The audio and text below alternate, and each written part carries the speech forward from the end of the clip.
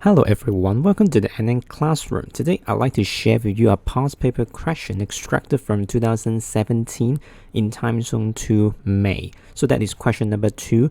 Typical question in asking for stoichiometric relationship, especially the concept of limiting excess reagent. Students must be able to know how to judge or decide which one is the limiting and which one is the excess reagent, and be able to use only the limiting reagent for further calculations for the product in terms of the yield or etc. So let's see. For question number 2, what is the maximum volume in dm cube of the carbon dioxide, so CO2, given in this equation, produced when 1 gram of the calcium carbonate reacts with 20 cm cube of 2 mole per dm cube of hydrochloric acid? So obviously this time you are given both the information about both reactants, the calcium carbonate and the hydrochloric acid, in which we are able to work out the moles from each of them, right? Both using the mass over molar mass and also the concentration times volume.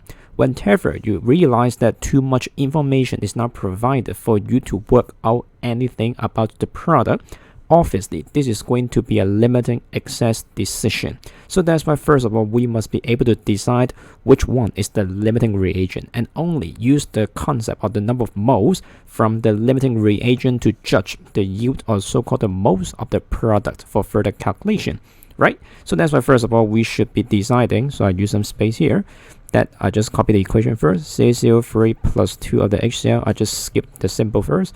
CaCl2 plus H2O plus CO2. So obviously this is going to be a balanced equation already, which has the mole ratio here, what we call 1 to 2. So 1 to 2, which is obviously demonstrating that under a complete reaction model, 1 unit or 1 mole of calcium carbonate should react with 2 moles of the hydrochloric acid in a perfect relationship, which no one is excess, both are limiting if you put in 1 to 2 ratio. But obviously this time what we are putting, the first one, calcium carbonate with 1 gram, so obviously we do mass over molar mass.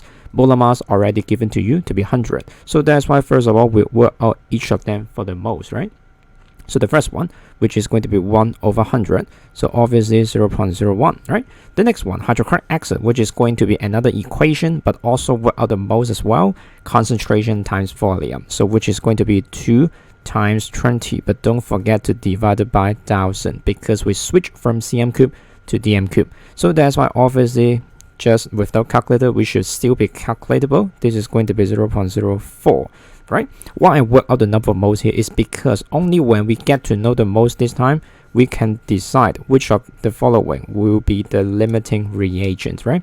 Based on the ratio, the perfect relationship from the recipe says that 1 unit of calcium carbonate needs 2 units of HCl. So now if I'm given 0.01 units, also called moles, of calcium carbonate, it is expected that I will need only 0.02, because here from the thinking mindset is thanks to the ratio 1 to 2, if I'm given 0.01, I only need 0.02 for the complete reaction, right? So that's why now you provide me with 0.04. So what we can deduce is the hydrochloric acid at the end, this one, which is going to be the excess reagent, or just simply we say in excess, right?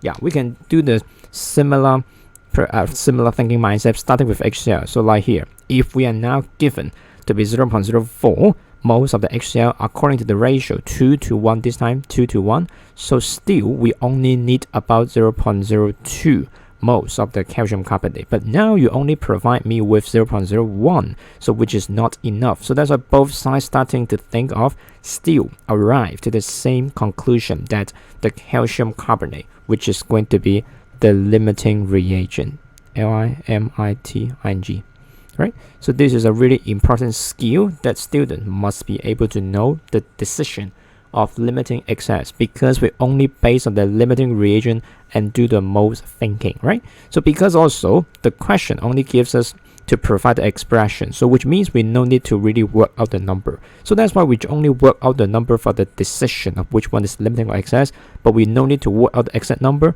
if we want to do the further calculation, right? So that's why we should be holding the 1 over 100. Right, so now this is the moles of the calcium carbonate, which is going to be helping me to predict for the moles of the carbon dioxide, which is our product, to be another ratio, this time 1:1, balance already, right? So both sides 1 in coefficient.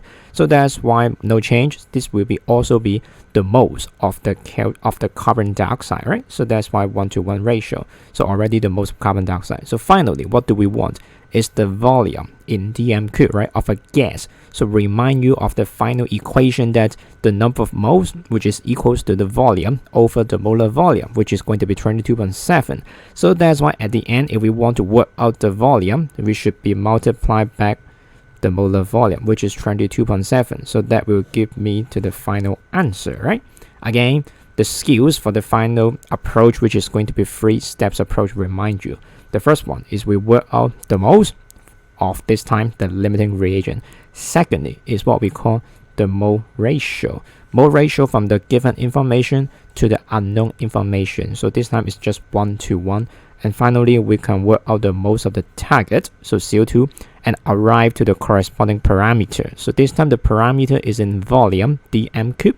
So that's why we should use the equation number of moles equals the volume over the molar volume, which is going to be 22.7. So that means at the end, the volume, which is going to be the moles, multiply the 22.7. So the moles multiply 22.7. So that will be our answer. So obviously, answer goes to C.